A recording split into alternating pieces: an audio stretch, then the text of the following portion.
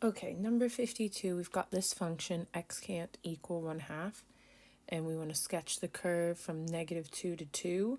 So we need the endpoints, and at -2, it's negative 0.993.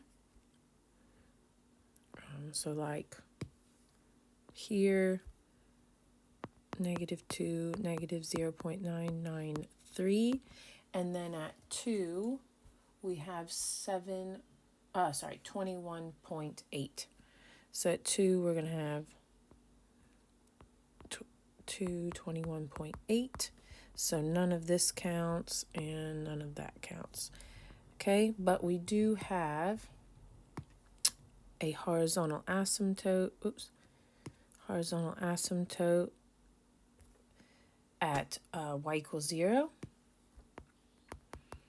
And then we have a vertical asymptote, of course, at x equals 1/2. And I've got the min there as well. It's 1.11. 7.49 is the min. Okay, so the equation of the vertical asymptote, got it. Find the derivative. So we're going to have e to the 2x minus 1 times 2 by chain rule plus, and that's 5 2x minus 1 to the -1. So we're going to have a -5 over 2x minus 1 to the 2, because that would be to the -2. So it goes below, and then we have to multiply by 2 because of the chain rule. Okay, write down the value of x at the minimum point on the curve of f. So that is the 1.11. And then the equation f at x equals k has no solutions. So that's going to be, write down the value of p and q. So 0, it's not going to have solutions up until the y value of the minimum. Okay? So, and usually they're putting that there, but whatever. Yeah, so in between here, you're not going to have any solutions. All right, next one. The function f is defined by that. X is in radians, part of the curve is shown. There's an inflection point, local max. The curve of f intersects the x-axis at C. Write down the x-coordinate of C. So we want to know when e to the x sine x is 0. So e to the x is never 0. Sine x is 0 at, so it's at 0, which that's that one, pi, and that must be that one. So the x-coordinate of point C is pi. For bi, we want the first derivative, which is going to be the first times the derivative of the second plus the derivative of the first times the second. And we can factor out e to the x, cosine x plus sine. And then write down the value of the derivative at point B. So that's just going to be 0. The derivative at point B, the gradient at point B, is a horizontal line, 0. Show that the second derivative is that. So we're going to have first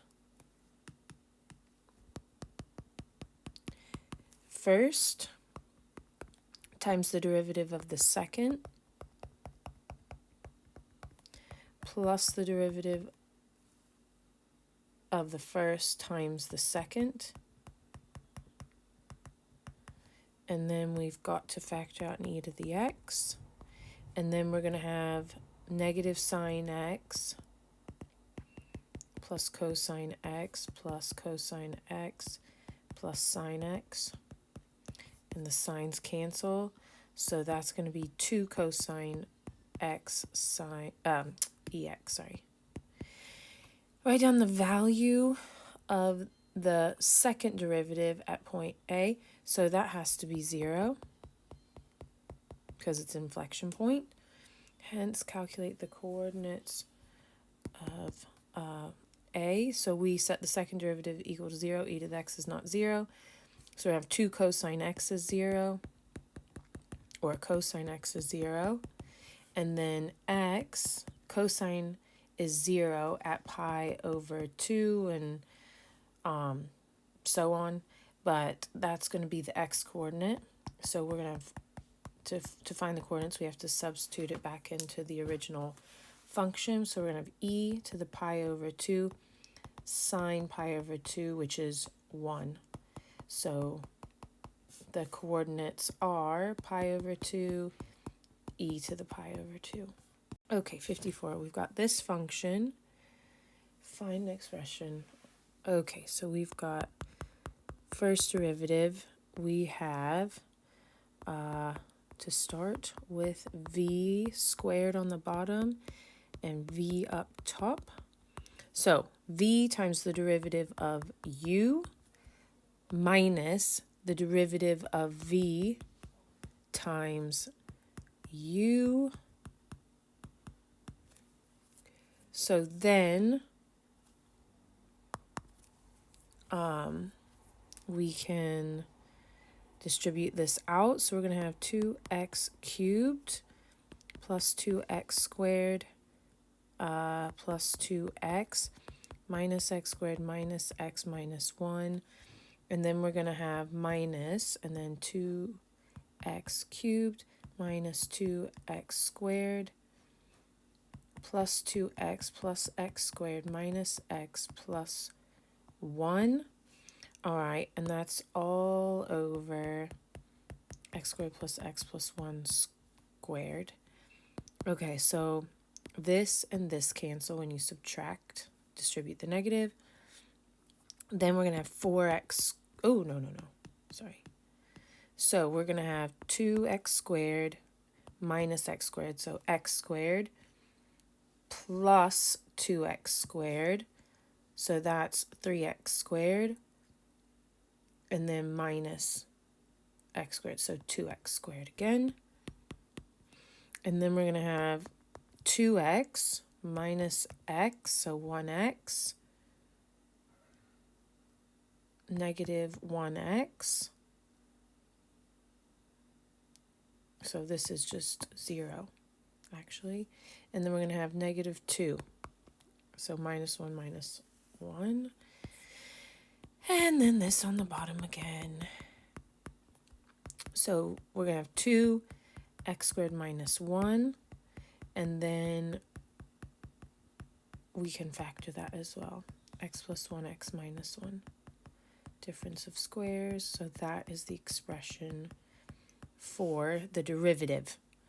The tangents to the curve of f at x at points A and B are parallel to the x-axis. So that means they have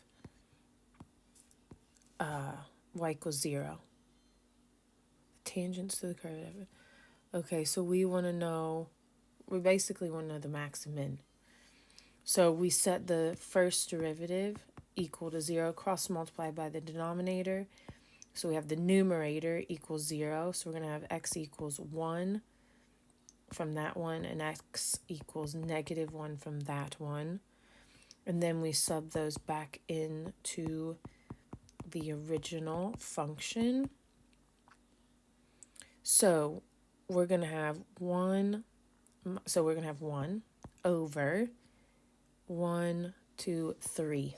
So that is one of the points, A or B. And then negative 1, we're going to have 1 plus 1. So that's going to be 3 over. And then we're going to have 1 minus 1, so over 1. So negative 1 is going to have 3. So that is a double I. Okay, so so the blue is the graph of f at x. And the red is the graph of the derivative. Okay, so we have So I found the maximum, the maximum and the minimum, and that's those 2 points down here. And you can see about that the point of inflection is going to be right here and about right here. Okay, so it goes from concave up to concave down, back to concave up. Okay, so when you have the graph of the derivative, first of all, those parts where the original function has a max or a min, where the derivative is 0, those of course become the x-intercepts, because the derivative at -1 is 0. Okay, so then when you have the second derivative is 0 at these inflection points, you've got a max or a min on the first derivative, because you've got that the second derivative there, the derivative of the derivative, the second derivative is going to equal 0 there. Okay, so yeah, here that corresponds with this inflection point, and this corresponds with this inflection point, and yeah, so if you have a max or a min, max min on f at x becomes a x-intercept on the graph of the derivative, and points of inflection on f at x become maxes or min on the derivative. Okay? All right, find the x-coordinates of the 3 points of inflection on the graph of f. Okay?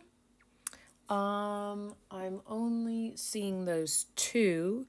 So we have x is -1.53 and x is -0.347, and there should be one more.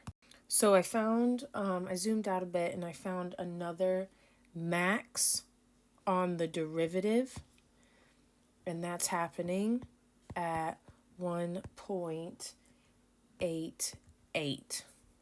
So that should be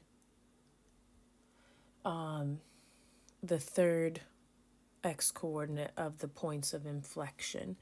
So it's not on my graph, but I just found the other max on the red graph. Okay, I zoomed out.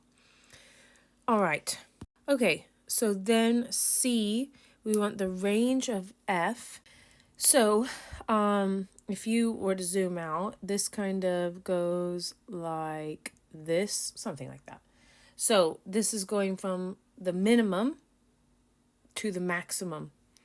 And the minimum is at 1/3 and the maximum is at 3. So for C, we're going from 1/3 to 3. Okay? And then for double I, the composite function f of f. Okay, so if we draw some mapping diagrams, we're going to have, here's the function, okay? No, here's the domain of the function, okay? So we substitute x in and we get out these, okay? So this is the domain, this is the range. Now, we want f of f. So we are going to have another function, f, and we're substituting that. So this now becomes the domain, and our range is going to be f of f at x, okay? So if we want the range, we need to substitute. So for our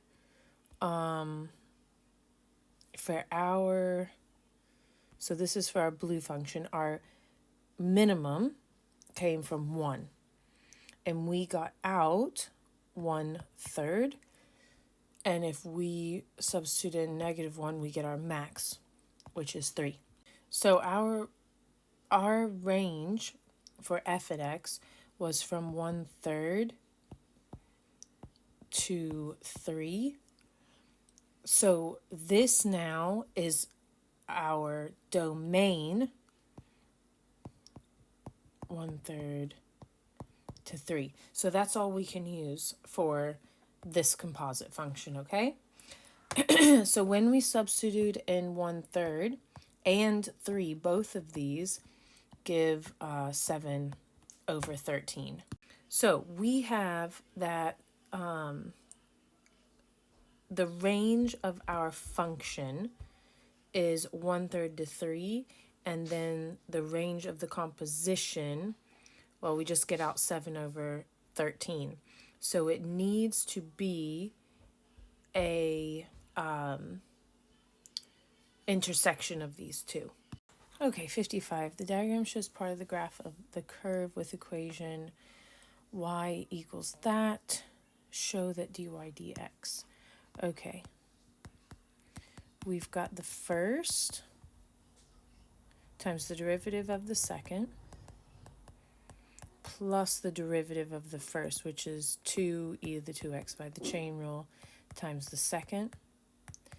And then we can factor out e to the 2x, and that's going to be negative sine x plus 2 cosine x. Now we want the second derivative, so that's going to be the first times the derivative of the second, which is negative cosine x minus 2 sine x, because the derivative of sine is cosine. We've got a negative in front of it, and the derivative of cosine is negative sine. All right, so that's the first times the derivative of the second plus the derivative of the first times the second. So factor out e to the 2x again. We're going to have negative cosine x minus 2 sine x plus 2 negative sine x plus 2 cosine x. And then that